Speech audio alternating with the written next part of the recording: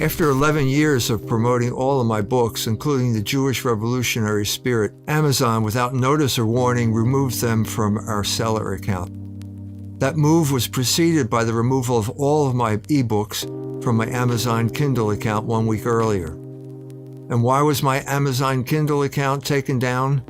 Because we tried to publish an ebook entitled Nazi Hunters and Their Catholic Proxy Warriors, which was a review of a series produced by, you guessed it, Amazon Prime.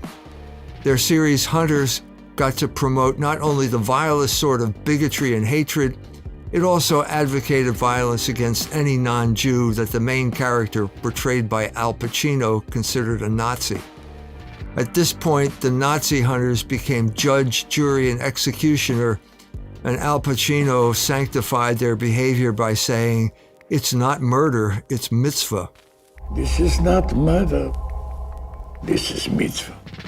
Now Amazon Prime is at it again, promoting revenge porn, this time against white people in the wake of the George Floyd riots. Amazon, in other words, can promote not only ethnic and racial hatred, but violence against groups they don't like, and no one is allowed to object.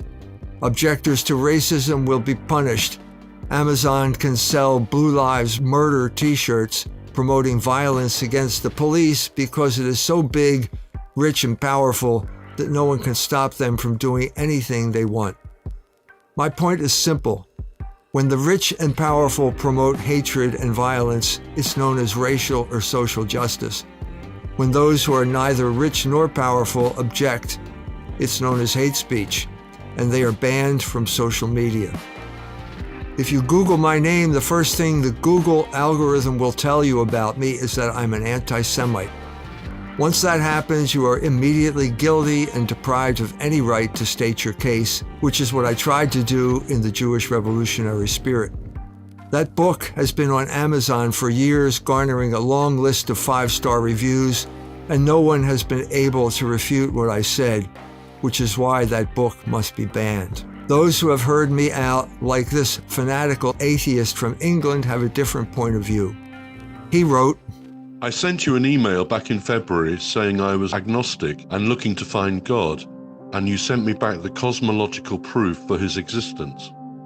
At the time, I did not quite get it, but I thought I would send an email to let you know that I did eventually, and now I know that God exists.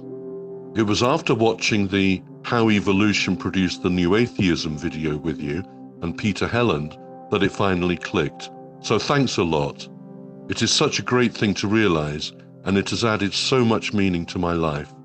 I have definitely got a long way to go spiritually, but at least knowing the logical part of my mind helps a lot. Of course, because of COVID, it is not all that easy to talk with the right people about spirituality, so I guessed I picked the wrong time to have my religious awakening.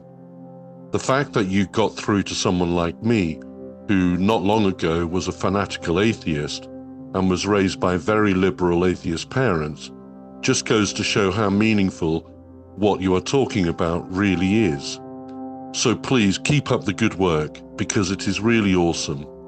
You have certainly changed my life and outlook on the world away from materialism, which is fantastic. I am going to have to get hold of some of your books soon as well. The fact that this formerly fanatical atheist can't order my books on Amazon does not mean that those books are no longer available. All of my books are still available at fidelitypress.org, and we are working on a solution to make my ebooks available again as well. Every month, a new issue of Culture Wars magazine rolls off the press. As I said when I was first targeted by the ADL, we need to establish independent channels of communication, because what we're dealing with here is psychological warfare, whose goal has always been prohibiting unauthorized speech among subject peoples. When I mentioned that I'd gotten banned to a friend, she responded by saying, God doesn't need Amazon to spread the word. She is right, of course. Word is the English word for logos, and to cite the most obvious example of the truth of what she said, Logos Rising, A History of Ultimate Reality, has been selling better than any other book I have written. in spite of the fact that we deliberately withheld it from sale on Amazon. Amazon has been helpful in getting the word out for the past 10 years, but it has become a mixed blessing at best. It has become a ruthless exploiter of producers and suppliers, giving full refunds even after the product has been delivered, cheating us out of the cost of the book and postage. Their arrogance is the sort of thing you can expect from a man who is still the world's third richest man, even after losing half his wealth in a divorce settlement. People like this should not have a monopoly on the book trade. Organizations like the ADL, which put pressure on Amazon, should not have veto power over who gets to engage in discourse. But that is the current state of affairs as our country plunges headlong to its revolutionary denouement. Chaos has bred a desire for Logos. Logos continues to rise at culturewars.com. I got the word that Amazon had deleted all of my books on Saturday, June 20th. One day later, at Mass on Sunday, June 21st, I heard these words, as if in answer not only to my prayer, but to the prayers of all of those who have been trodden underfoot by the rich and powerful as anarchy now spreads across our land.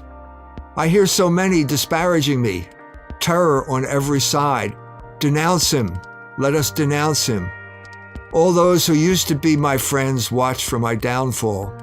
Perhaps he will be seduced into error. Then we will master him and take our revenge. But Yahweh is at my side, a mighty hero. My opponents will stumble, mastered, confounded by their failure.